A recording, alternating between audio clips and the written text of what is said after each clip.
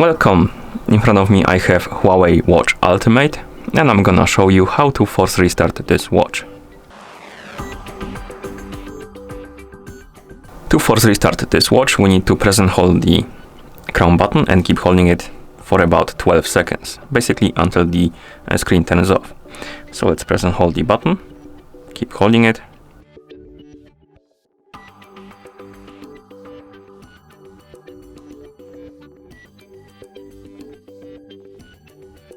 And once the screen turns off, keep holding it for a couple more seconds, and then you can release the button and wait until the watch is done booting into a system.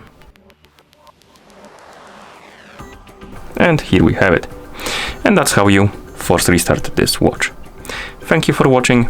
If you found this video helpful, please consider subscribing to our channel and leaving the like on the video.